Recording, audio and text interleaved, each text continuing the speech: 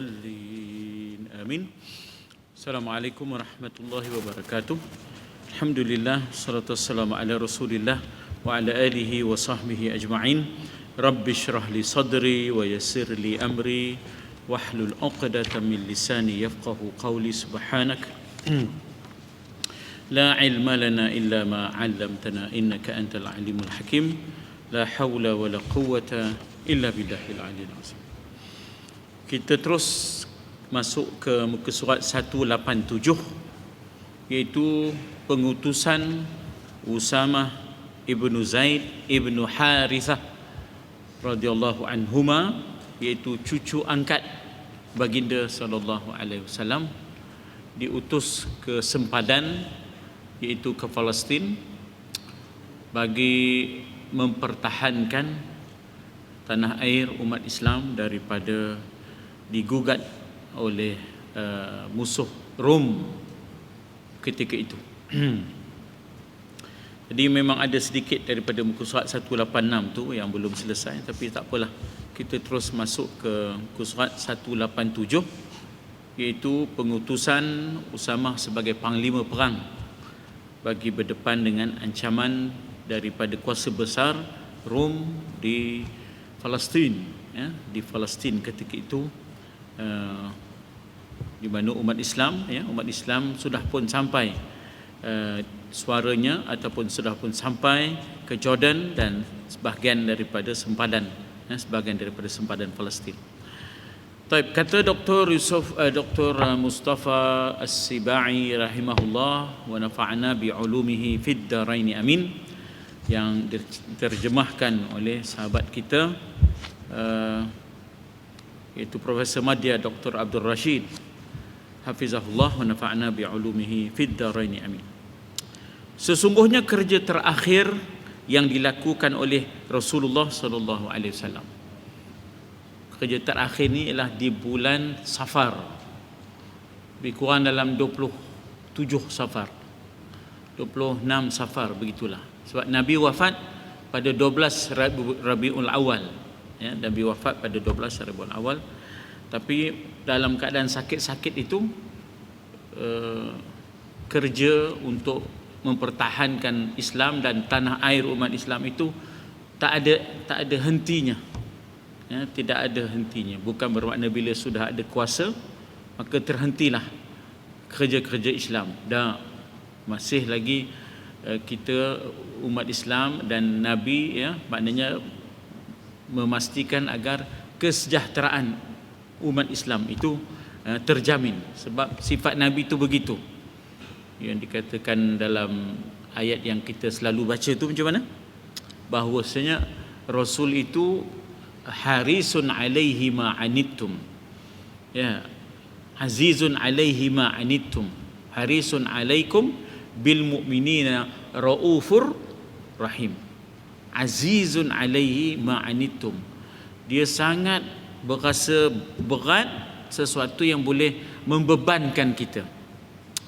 Dia concern, ya, Nabi itu sangat concern, sangat mengambil berat sesuatu yang boleh menimbulkan beban pada umat ini. Azizun alaihi ma anittum, ya, harisun alaikum, sangat-sangat menjaga hal ehwal orang Islam ini.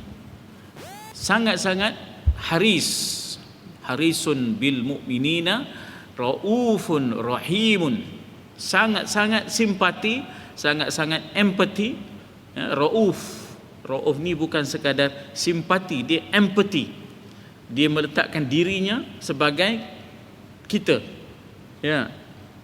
Orang sebut empati ni lebih daripada simpati lagi. Sebab apa? Empati ni kita masuk dalam kasut orang yang menghadapi masalah, kita pakai kasut dia. Jadi sifat raufun bil mu'minina raufun rahimun, sangat penyayang, sangat empati dengan apa yang akan berlaku kepada umat ini. Sebab itu kuasa yang mengancam ketika itu ialah dua, kuasa Rom, kuasa Parsi. Jadi oleh kerana Nabi itu bukan hanyalah Nabiyur Rahmah, tapi juga Nabiyul Malhamah. Nabi bukan hanya Nabiyur Rahmah, Nabi yang membawa rahmat, tapi Nabi juga Nabi yang malhamah, yang perkasa ketika mana diperlukan untuk berdepan dengan ancaman. Asal makna malhamah itu ialah peperangan, malhamah kubra, ya, peperangan yang besar. Jadi Nabi, ana nabiyyu rahmah wa ana nabiyyu malhamah, ya, kata Nabi, akulah nabi yang membawa rahmat dalam keadaan aman, tapi dalam keadaan terancam aku juga adalah nabi perang, ana nabiyyu malhamah. Begitulah, ya, bagaimana mizan ataupun pertimbangan masa aman macam mana, masa terancam macam mana, ya, kedudukan Nabi. Masa aman nabiyyu rahmah, masa dalam keadaan terancam nabiyyu malhamah, nabi peperangan, bersedia untuk mempertahankan nyawa ataupun masa depan dan juga kelangsungan umat, ya. Kata Dr. Mustafa Sibai yang diterjemahkan oleh Profesor Madya, sesungguhnya kerja terakhir yang dilakukan oleh baginda sallallahu alaihi wasallam dalam usaha mengembang, memperkuat kedudukan dakwah. Itu penting, ya. Sebab asal Islam itu ialah dakwah. Asal Islam itu ialah dakwah. Kita terlibat dalam bidang apa pun ada unsur dakwahnya. Mungkin kita terlibat dalam iktisad, ekonomi, ada dakwahnya di situ. Mungkin kita terlibat di dalam kita kata tijarah, perdagangan, ada dakwahnya di situ. Mungkin kita terlibat dalam kesenian, ada dakwahnya di situ. Mungkin kita terlibat dalam ketenteraan, ada dakwahnya di situ. Sebab Islam itu adalah agama dakwah. Mungkin kita terlibat dalam pemerintahan, pentadbiran, ada dakwahnya di situ. Jadi dakwah Islamiah itu merentas pelbagai aspek kehidupan.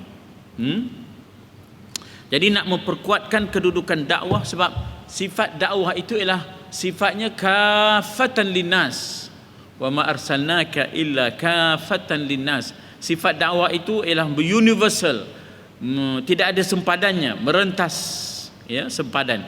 Tidak kami utuskan dikau melainkan untuk seluruh manusia. Sebab itu ada Suhaib daripada Rum, Suhaib Rumi, ada Salman Al-Farisi, ya, ada Bilal Al-Habashi. Itu sifat dakwah itu universal, tidak ada sempadan, ya. Dia bukan fenomena setempat, ya, bukan fenomena setempat, ya, maknanya iklimiah, tidak, dia bersifatnya ialah alamiah. Di samping menyekat serangan musuh bagi negara Islam.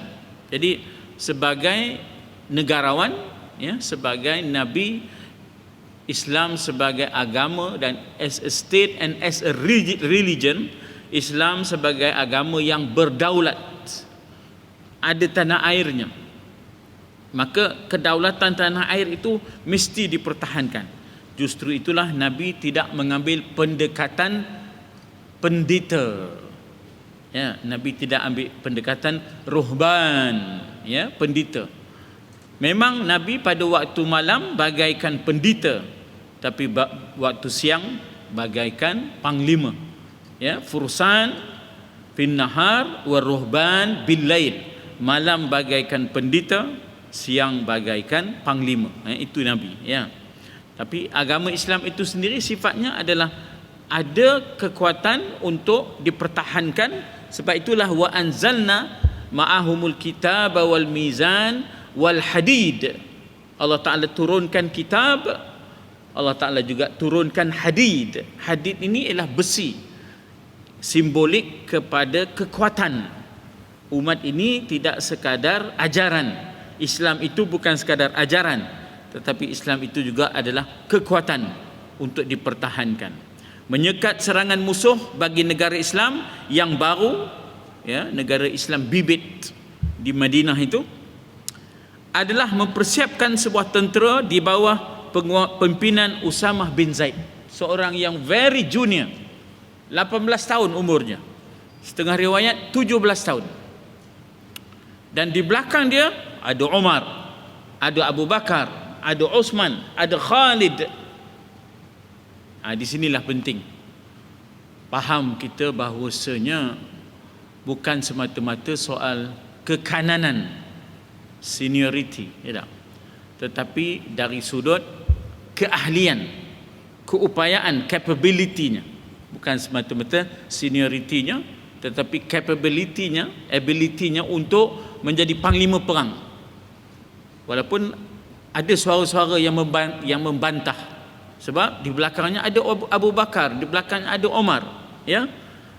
Jadi dikata di sini mempersiapkan sebuah pasukan tentera di bawah pimpinan Usamah yang masih itu 18 tahun umurnya, ya, untuk dihantar ke Syam, ke Syria.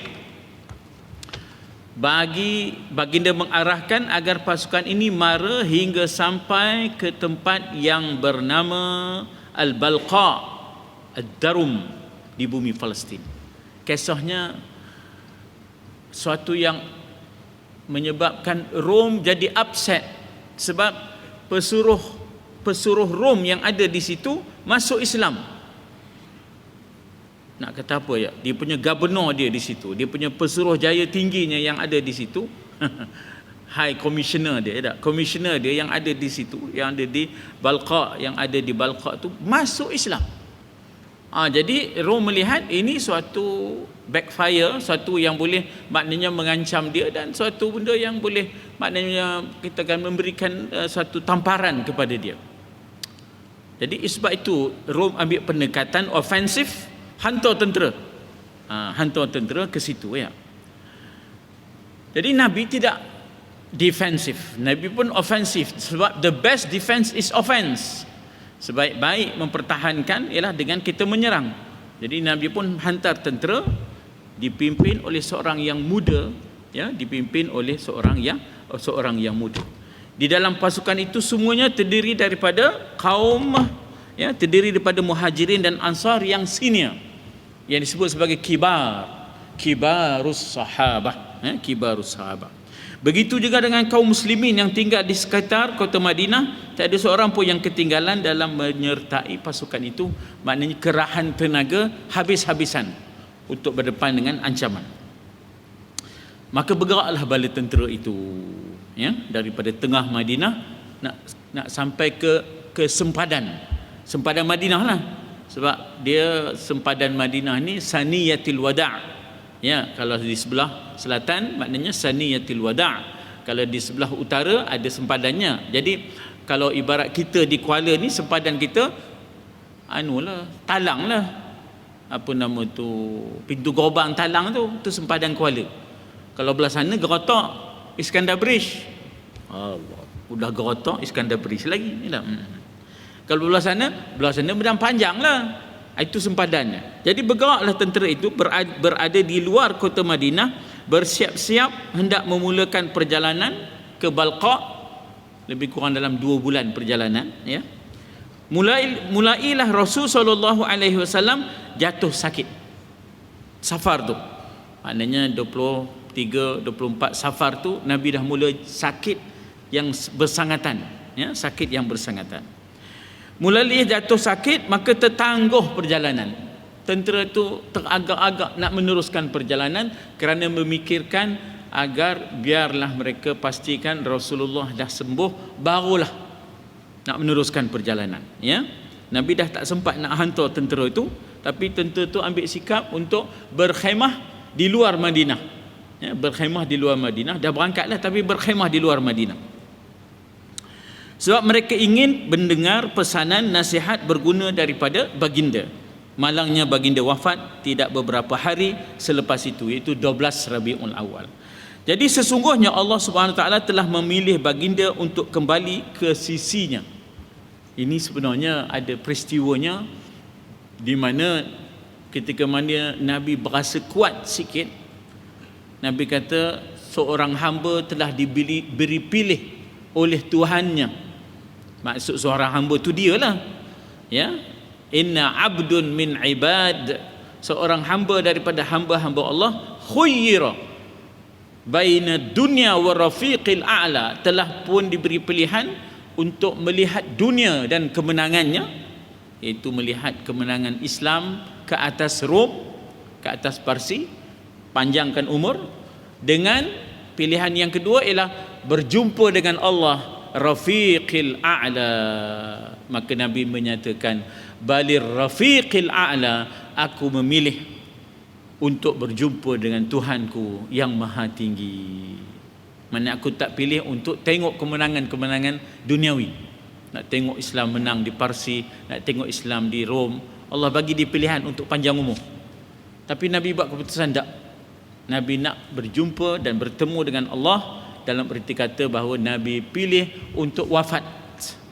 Nabi pilih untuk wafat. Tersentaklah Abu Bakar. Nafdika bi anfusina ya Rasulullah. Kami tebus diri kami untukmu ya Rasulullah. Nafdika bi anfusina. Kami sanggup tebus diri-diri kami untukmu ya Rasulullah. Nabi kata balir rafiqil a'la. Aku tetap akan memilih untuk berjumpa dengan Tuhan yang maha tinggi. Ya. Jadi kembalilah baginda ke sisi Allah setelah melaksanakan amanah, menyampaikan risalah. Ini yang kita selalu dengar bila ada orang dalam muqaddimahnya disebut wa addal amanah wa nasahal ummah wa kashafal ghummah, kan? Macam mana bunyinya, ya? Di dalam muqaddimah itu ada selalu orang sebut ballaghar risalah wa addal amanah wa nasahal ummah wa kashafal ghummah wa jahada fillahi haqqa jihadi. Ada selalu, kalau tuan-tuan perasan, kalau muqaddimah satu-satu ceramah ada orang sebut tentang Nabi qad ballaghal risalah, sesungguhnya Nabi itu telah pun menyampaikan risalah ataupun mesejnya ataupun risalah Allah. Wa addal amanah, Nabi telah menunaikan amanahnya, ya. Wa nasahal ummah, telah memberikan nasihat kepada umatnya. Wa kashafal ghummah, dan menyingkap kepayahan-kepayahan yang dihadapi oleh manusia, umat manusia ini. Wa kashafal ghummah wa jahada fillahi haqqa jihadi. Sekaligus telah berjaya menyediakan semenanjung Arab. Yang ini saya berbeza, saya tak sebut kepulauan Arab, sebab jazirah bukan kepulauan, ya. Kalau jazirah inilah semenanjung Arab, ya, shibhu jazirah, ya, shibhu jazirah. Seluruhnya bagi membawa bendera Islam, panji-panji Islam, menyebarluaskan tamadun serta ajarannya ke seluruh pelosok dunia. Sebab itu tuan-tuan dan puan-puan, buktinya ialah Baqi'. Kalau kita tengok kubur sahabat, boleh dikira berapa yang ada di Baqi'. Banyak kubur sahabat ini di Syam, ya. Kubur sahabat ini di luar daripada Baqi'.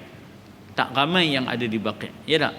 Kebanyakannya di luar daripada Madinah. Sebab Islam itu mesti dibawa dan disampaikan, sebab Allah hadirkan kita di atas muka bumi untuk bebaskan manusia daripada penyembahan sesama manusia, untuk hanya sembah Allah, daripada kezaliman sistem kepada keadilan Islam, daripada kesempitan dunia kepada keluasan dunia dan akhirat. Maka semangat itulah yang menyebabkan para sahabat keluar daripada Madinah. Wafat je Nabi, dia mau keluar bawa Islam, ya, bawa Islam ke seluruh pelosok. Itu sebab itu ada makam sahabat di Cyprus, ada makam sahabat di Istanbul, Konstantinopel, ada makam sahabat di China, ya. Jadi maknanya kita kata bahawa dia tak ada falsafah yang kita pegang. Mengapa? Kita pegang falsafah hujan meh di negeri orang, aku ndak hujan batu di negeri sendiri. Apa keratanya? Hujan meh di negeri orang, biar hujan batu tak apa, asalkan duduk di negeri sendiri. Itu yang menyebabkan, maknanya kita itu payah nak dapat berfikir di luar kotak. Sebab apa? Kita dalam kepompong kita, kita dalam kelompok kita. Jadi bila kita mengembara, melihat, berada di luar, barulah kita dapat memperluaskan pandangan-pandangan kita, ya. Jadi katanya di sini bahawa bagaimana nak sebarkan tamaddun daripada perkataan madani, makna masyarakat madani ialah civilized, ya, society dipanggil masyarakat madani. Daripada madani timbullah tamaddun. Tamaddun itu ialah civilization, ya, civilization. Kalau ikut pendapat Profesor Syed Naqib Al-Atas, ya, madani datang daripada perkataan dini. Ya, kalau ikut Profesor Syed Naqib, Ya, madani datang daripada perkataan din, maknanya masyarakat yang berteraskan agama. Ya, masyarakat tamadun ialah masyarakat madani yang berteraskan agama, bukan maju sampai meninggalkan agama. Sebab itulah perkataan yang kita guna untuk civilization ialah peradaban. Kita tak suka guna kemajuan. Sebab kadang-kadang maju-maju sampai nanggai baju, maju-maju sampai tak pakai baju. Jadi kita lebih suka guna perkataan civilization itu peradaban. Beradab dengan Allah, beradab dengan makhluknya, beradab dengan persekitarannya. Dipanggil mesra lingkungan. Kalau saya pergi Jogja, ya, disebut mesra lingkungan. Kita sebut mesra alam, ya. Tapi bahasa di Indonesia disebut mesra lingkungan, Pak. Ya, mesra lingkungan. Jadi kita sebut peradaban artinya kita akan beradab di dalam usaha untuk memakmurkan muka bumi, bukan menjadi rakus seperti kelompok kapitalis yang menghalalkan cara, ya, yang menghalalkan cara. Jadi katanya di sini bagaimana Islam itu sampai ke level tamadun, civilization, ya, ke seluruh pelosok dunia. Baginda telah berjaya membentuk sebuah pasukan tentera, walaupun sifatnya part time, dalam erti kata bahawa bila diperlukan dikerahkan. Yang full time ini ialah zaman Saidina Umar. Saidina Umar dia mewujudkan Madinah Askariyah, dia mewujudkan bandar tentera full time. Itu kelebihan ataupun kita kata keupayaan pembaharuan yang dilakukan oleh Saidina Umar. Tapi Nabi tidak cuai dan abai dalam membentuk kekuatan. Wa a'iddu lahum mastata'tum min quwwah. Ya, sediakanlah kamu bagi mereka, iaitu musuh-musuh kamu, sebarang bentuk kekuatan. Di antaranya ialah kekuatan tentera. Yang sanggup memikul beban tugas dan amanah yang begitu besar sehingga dikenali dalam sejarah. Pertama ialah Badar.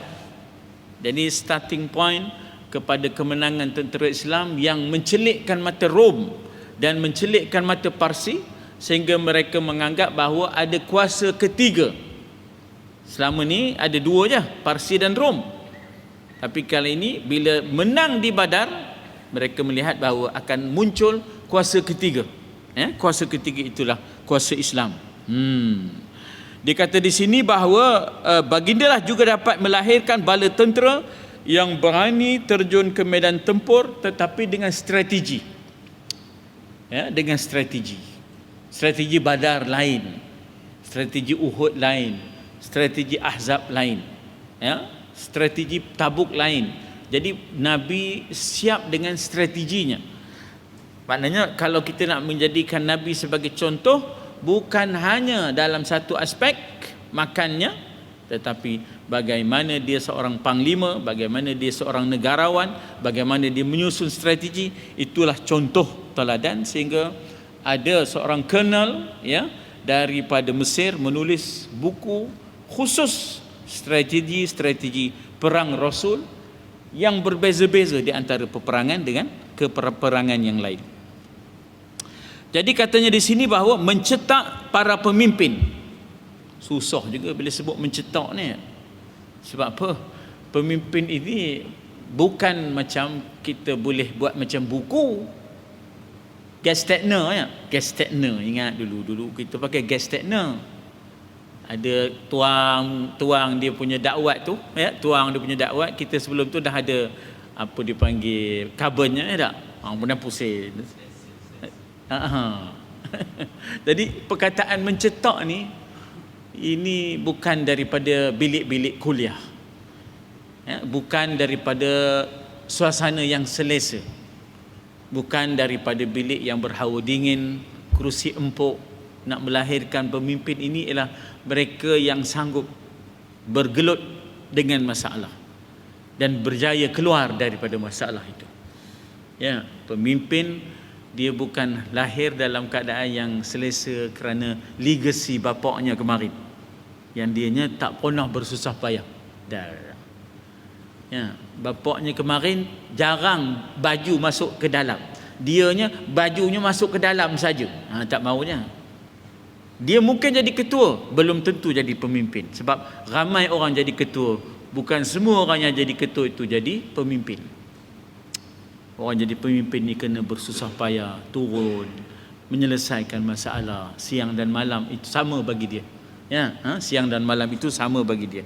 Jadi bukan senang nak melahirkan pemimpin yang demikian. Sebab Nabi itu begitu. Nabi itu serupa baginya siang dan malam. Nabi itu sama-sama susah, sama-sama menderita. Nabi sama-sama menggali khandak ketika mana umat Islam cemas, kritikal, dikepung oleh musuh, dalam keadaan kekurangan makanan, dalam keadaan kesejukan. Tiba-tiba Nabi berada di khandak, menggali parit. Turun ayat, laqad kana lakum fi Rasulillah uswatun hasanah. Jadi turun ayat ini yang sangat popular dibaca ni, demi sesungguhnya bagi kamu pada diri Rasul itu contoh teladan. Bukan masa Nabi makan tamar, bukan masa Nabi nambah seorang lagi, bukan. Turun ayat ini masa Nabi tengah guling perit, ya tak, bersama dengan sahabat menggali khandak demi mempertahankan Madinah dalam peperangan Ahzab. Nabi juga terikat pada perutnya 2 ketul batu kerana Nabi pun lapar juga.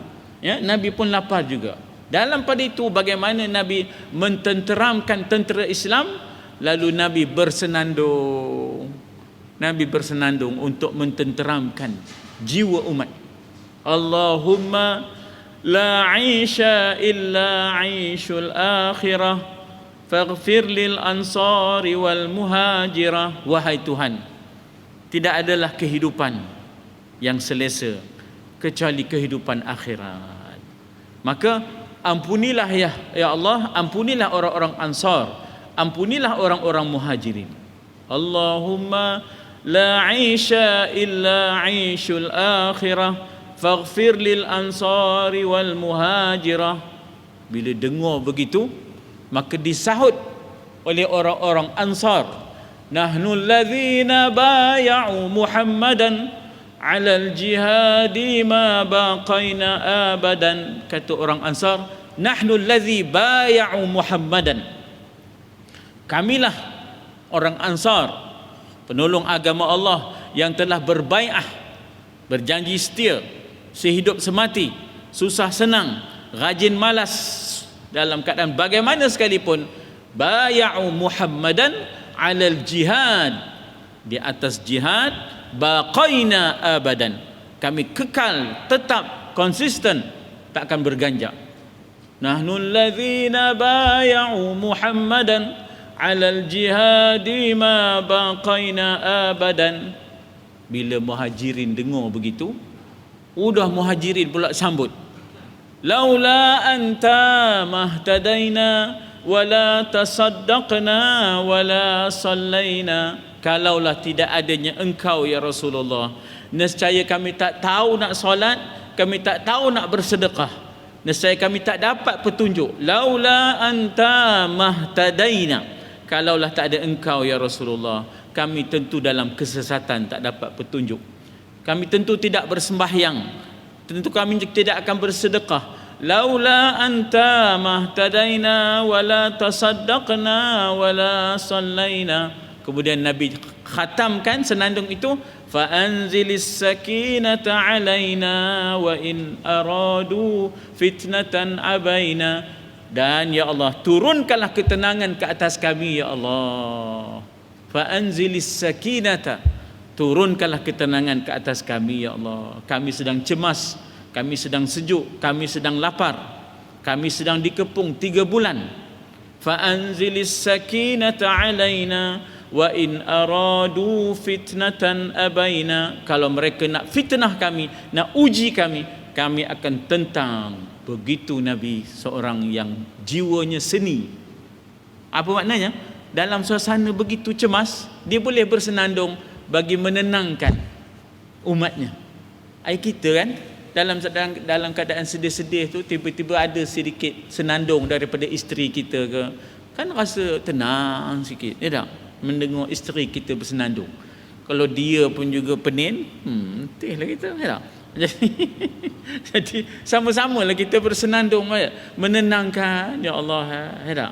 Jadi begitulah seninya Nabi, ya, tidak dia menambahkan cemas, menambahkan risau. Ini pengurusan risiko, dipanggil risk management, ya. Dipanggil risk management yang dilakukan oleh baginda sallallahu alaihi wasallam. Jadi katanya di sini mencetak para pemimpin. Bila sebut mencetak ni tidak semudah itu. Ya, bahkan dia menjadi leadership by example. Dia menjadi kepimpinan sebagai teladan, ya, kepimpinan melalui teladan. Dia tak bercakap, dia buat. Dia bukan bercakap soal kepayahan, tak. Dia berada dalam kepayahan. Dia bukan bercakap soal kelaparan, dia turut lapar. Dia bukan soal bercakap soal kesejukan, dia dalam kesejukan. Allahu akbar. Ini bukan senang, ya tak? Yang berkemampuan untuk menerajui peperangan sekaligus melahirkan para pejuang. Sebab itu setiap peperangan ada syuranya. Wa amruhum syura bainahum. Urusan mereka ialah mesti ada mutual consultation. Diterjemahkan syura itu sebagai mutual consultation. Ada pandangan, ya, dua hala, ya, ada pandangan dua hala daripada sahabat-sahabat. Nabi minta pendapat macam mana nak buat. Uhud, Nabi minta pendapat, nak pertahan di dalam Madinah ke nak pergi ke Uhud serang ataupun berperang di luar. Dalam kes Badar pula Nabi berbincang, kita punya perkhemahan ni di mana, nak di sini ke ataupun nak dekat dengan mana. Para sahabat kata lebih baik kita dekat dengan air, sumber air, biar kita dapat air, musuh tak dapat air. Jadi perbincangan untuk menentukan, kita kata kedudukan yang strategik itu berdasarkan syura bainahum, ya tak? Urusan mereka berdasarkan syura. Jadi melahirkan para pejuang, pemimpin yang berkelayakan memerintah negara. Sebab itulah selepas sahaja Nabi kita ada khulafa ar-rasyidin al-mahdiyyin. Alaikum bisunnati wa sunnati khulafa ar-rasyidin al-mahdiyyin. Kamu peganglah pada sunnah aku dan sunnah yang dibawa oleh ada 4 orang ini, khulafa ar-rasyidin al-mahdiyyin, ya, kata Nabi. Di atas segala-gala itu kita mengucapkan selawat dan salam ke atas junjungan Nabi sallallahu alaihi wasallam. Alaihi salatu wassalam. Ya tak? Selawat dan salam ke atas junjungan atas segala jasanya terhadap kita dan terhadap kemanusiaan seluruhnya. Ya, bukan hanya kepada kita tetapi kepada manusia seluruhnya. Tuan-tuan dan puan-puan pun tengok yang viral di belakang bas di London. Ya, bagaimana kata-kata Nabi Muhammad, ya, viral di belakang-belakang bas di London. Kawan saya duduk di Belgium. Dia orang Morocco, dia orang Tunis, ya, dia orang Tunis. Dia kata di hospital di Belgium, hospital di Belgium, kata-kata Nabi dalam perubatan dilekat di hospital Belgium menjadi mural, begitu. Maknanya Nabi bukan hanya sifatnya setempat, ya, maknanya bukan suatu fenomena lokal, tetapi dia adalah universal, sejagat, ya. Jadi ini bermakna bahawa pengikutnya pun mesti begitu. Jangan mengongkong agama ini kepada kelompoknya sahaja, tetapi mencari jalan bagaimana nak menyebarkan agama ini kepada pelbagai khalayak, ya, kepada pelbagai khalayak. Baik. Jadi katanya di sini dan kemanusiaan seluruhnya. Apa kata sekiranya tanpa baginda sallallahu alaihi wasallam? Baru ni saya 2 minggu sudah, ya, bagi pengisian di JKR. Jurutera daerah, Tuan Jurutera daerah, Cik Syukri nama. Ustaz, betul ke Nabi tak ada bayang? Betul ke Nabi tak ada bayang? Saya pun terpampan juga. Tak kono pula saya dengar hanya, tapi minta tempoh sekejap, ya, dalam sehari saya nak cari. Barangkali ada nas, ya, barangkali ada nas. Cari. Betul. Rupanya Nabi itu nurun ala nur. Cahaya bagi segala cahaya, cahaya yang mengatasi segala cahaya. Oleh kerana itu dia tidak ada bayang. Kemudian diulas lagi, Ya, diulas lagi kenapa Nabi tidak ada bayang, sebab nak menjaga martabatnya. Kerana apa? Kalau Nabi ada bayang, siapa-siapa sahaja boleh memijak bayang-bayangnya, maka jatuhlah martabatnya. Ya. Jadi saya tanya tu pada Tuan JD, tadi pun saya di sana di JKR, mana Tuan JD dapat kisah ni? Ya, dia kata masa dia belajar di UK, dia kata ada seorang Arab yang punya simpanan rambut Nabi, dan kemudian ditayang rambut Nabi itu kepada lampu. Ternyata tak ada bayang.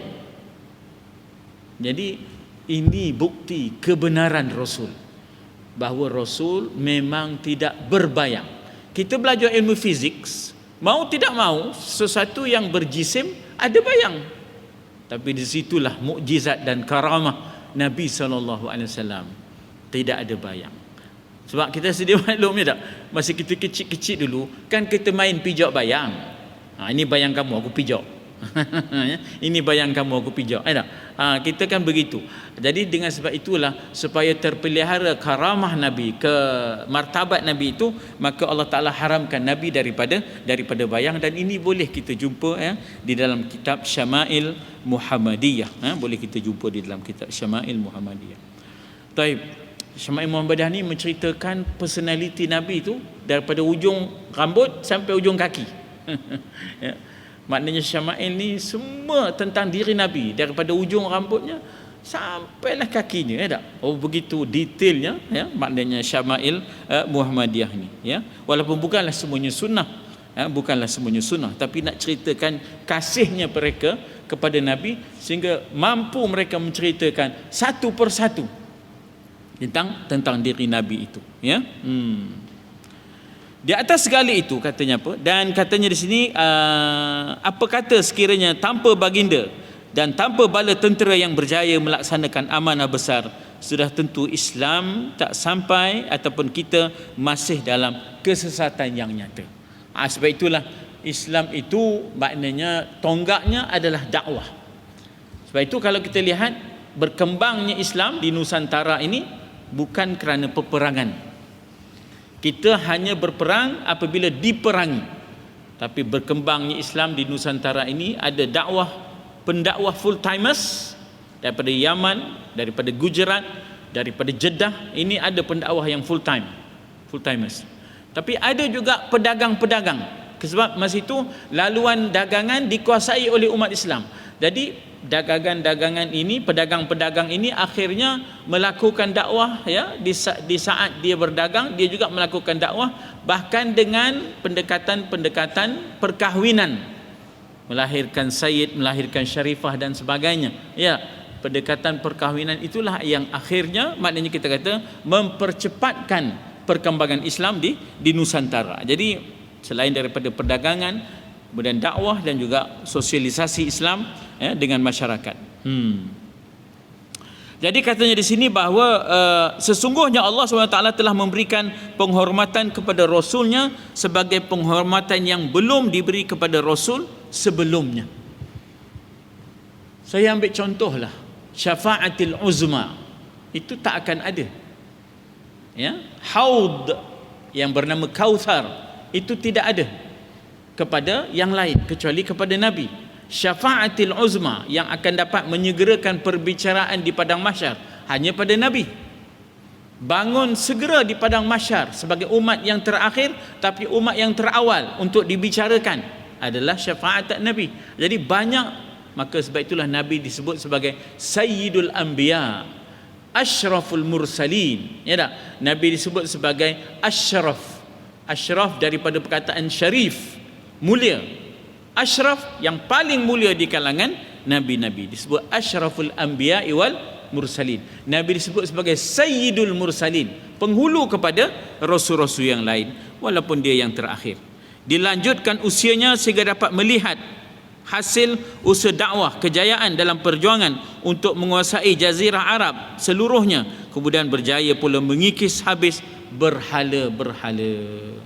Tahun yang ke-8 Hijrah Nabi masuk ke Mekah, dan kemudiannya orang pula ramai masuk Islam sebab Nabi ambil pendekatan mengampunkan jenayah-jenayah yang mereka lakukan. Justru mereka mendapat pengampunan itu, akhirnya tertarik mereka dengan kehebatan dan keindahan Islam. Wa ra'aitan nas yadkhulun fi dinillahi afwaja. Kamu tengok manusia masuk Islam berduyun-duyun. Jadi pendekatan diplomasi itu, ya, pendekatan pengampunan beramai-ramai itu yang menyebabkan wa ra'aitan nas yadkhulun fi dinillahi afwaja, masuk agama Islam berduyun-duyun, termasuk Hindun yang membelah dada Hamzah masuk Islam, termasuk Wahsy, ya tak?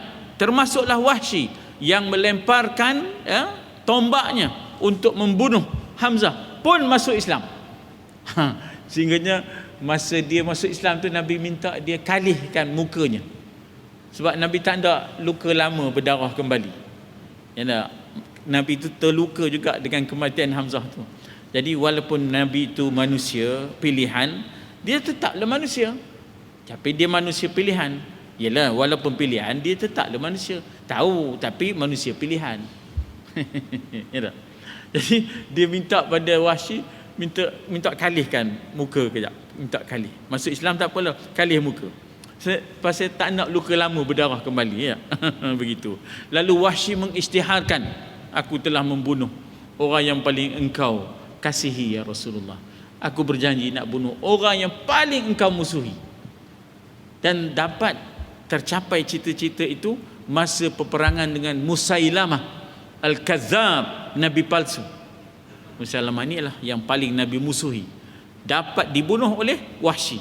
Ini tidak berlaku zaman Nabi lah, Nabi dah wafat lah, tapi berlaku di zaman Sayyidina Abu Bakar, ya. Jadi Nabi mengikis habis berhala ini setelah orang ramai semua dah masuk Islam. Habis Wahsy pun masuk, Hindun pun masuk, mereka sendiri tolong robohkan tangan-tangan mereka, merobohkan berhala yang mereka sembah itu, ya. Tuan-tuan dan puan-puan, di sini kita dapat lihat bagaimana mula-mula perubahan ialah perubahan mental, ya, perubahan mental.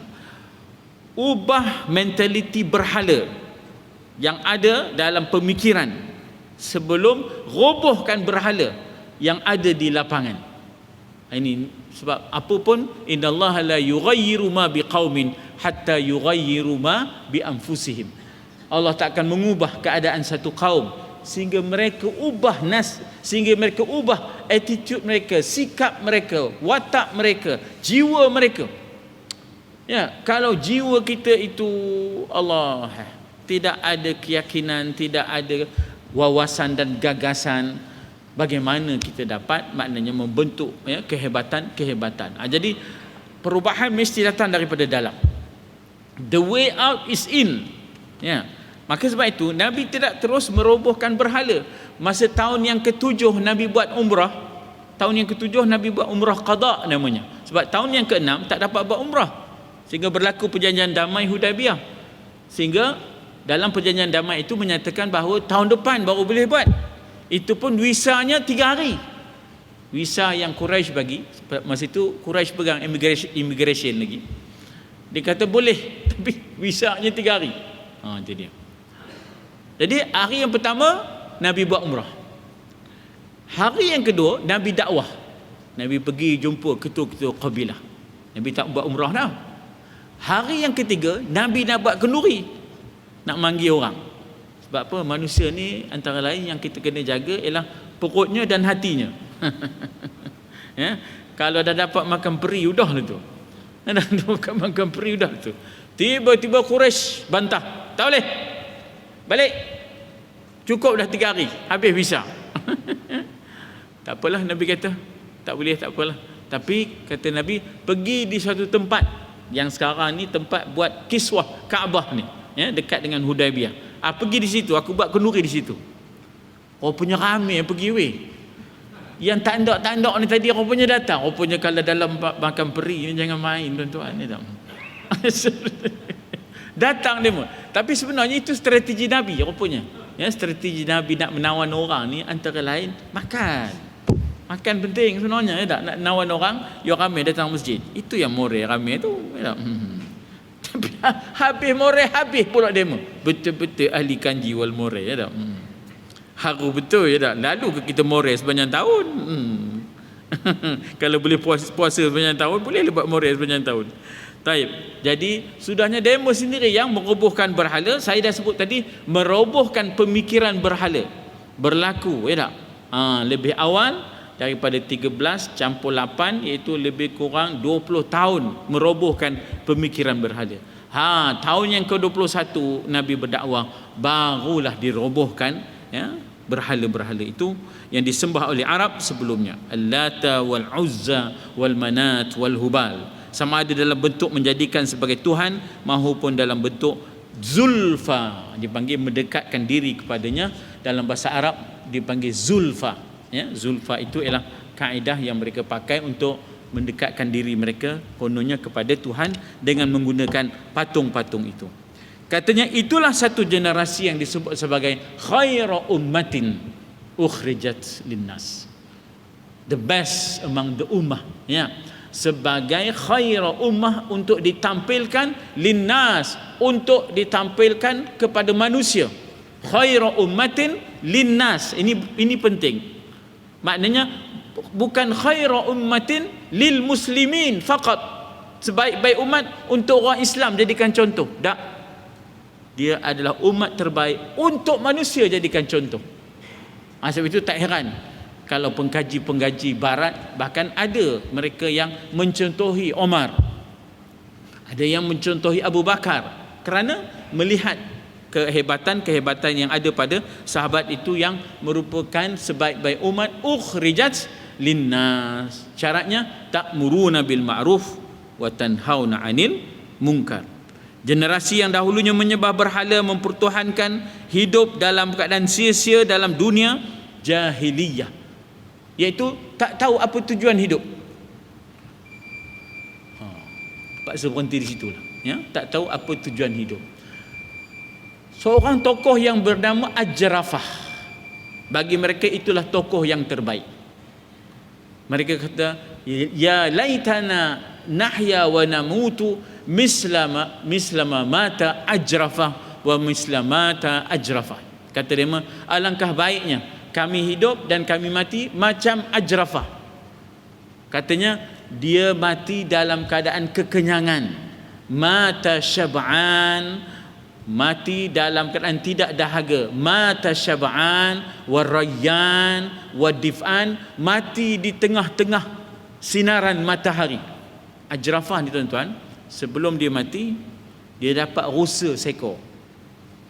Kemudian akala ma'an, ya, dikatakan bahawa dia dapat makan rusa seekor, kemudian dia dapat minum sebanyak yang boleh diminum oleh seekor harimau. Kemudian dia pun terbaring tidur kekenyangan, lalu mati dalam keadaan disinari oleh matahari.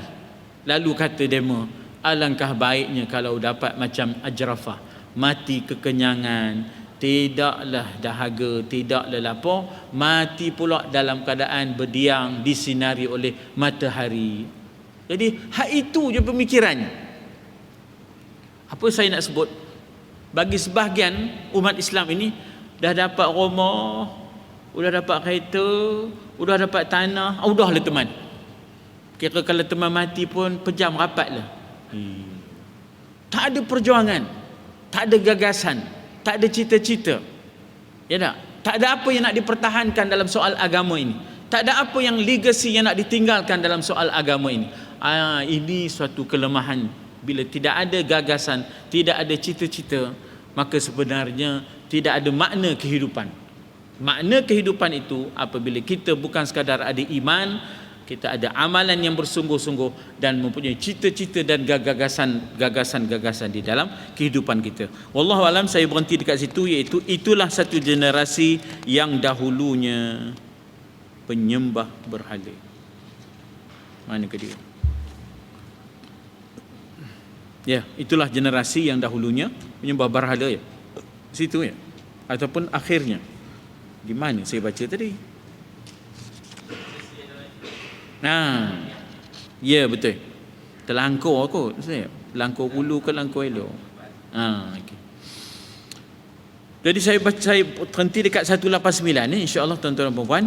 Kita baca dekat akhirnya, penyembah berhala itu sendiri yang membencahkan berhala itu kita dah baca, rela bersedia untuk mengembara ke merata dunia demi memberikan cahaya hidayah, yukhrijuhum minaz zulumati ila nur, ya. Kemudian itulah satu generasi yang dahulunya penyembah berhala.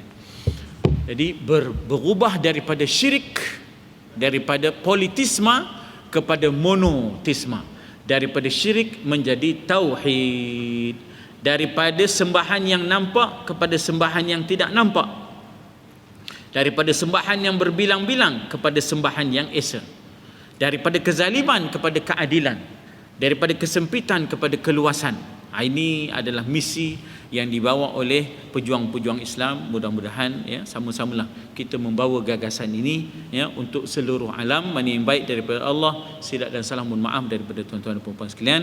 Wabillahi taufiq wal hidayah. Assalamualaikum warahmatullahi wabarakatuh.